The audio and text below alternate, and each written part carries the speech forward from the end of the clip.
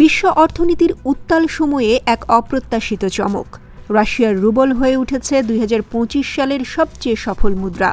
যুক্তরাষ্ট্রের ডলারের বিপরীতে রুবলের এই উত্থান এতটাই শক্তিশালী যে তা পেছনে ফেলেছে ঐতিহ্যবাহী নিরাপদ সম্পদ স্বর্ণকেও। ব্লুমবার্গের তথ্য অনুযায়ী এই বছরের শুরু থেকে ওভার দ্য কাউন্টার মার্কেটে ডলারের বিপরীতে প্রায় ৩৮% শক্তিশালী হয়েছে রুবল। অন্যদিকে ডলারের ওপর চাপ বেড়েছে মূলত প্রেসিডেন্ট ডোনাল্ড ট্রাম্পের লাগাতার শুল্ক যুদ্ধের কারণে। তবে রুবলের সাফল্যের পেছনে রয়েছে রাশিয়ার কিছু বিশেষ অভ্যন্তরীণ কারণ।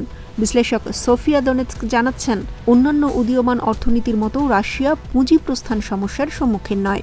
রাশিয়ার উচ্চ সুদের হার এবং কার্যকর ক্যাপিটাল কন্ট্রোল বিদেশি বিনিয়োগকারীদের চোখে রুবলকে আকর্ষণীয় করে তুলেছে।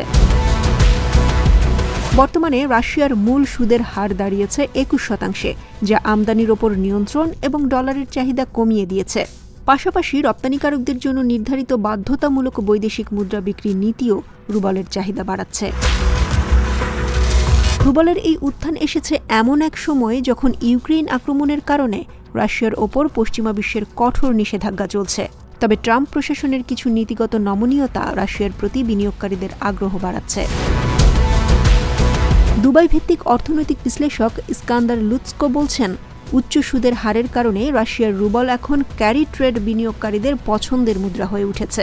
তিনি আরও বলেন, রাশিয়ার অনেক কোম্পানি এখন কম খরচে ইউয়ানের ঋণ নিতে গিয়ে রুবলের প্রতি ঝুঁকছে। ফলে বৈদেশিক মুদ্রা রূপান্তরের হারও বেড়েছে। অন্যদিকে ডলারের পতনের পেছনে বড় ভূমিকা পালন করছে ট্রাম্প প্রশাসনের অস্থির নীতিমালা। মার্কিন ট্রেজারি বন্ড এবং ডলার এখন আর বিনিয়োগকারীদের কাছে আগের মতো নিরাপদ মনে হচ্ছে না। ফলে বিনিয়োগকারীরা ছুটছেন সোনার দিকে, যেটি বছরের শুরু থেকে ইতোমধ্যে 23% বেড়ে সর্বোচ্চ দামে পৌঁছেছে।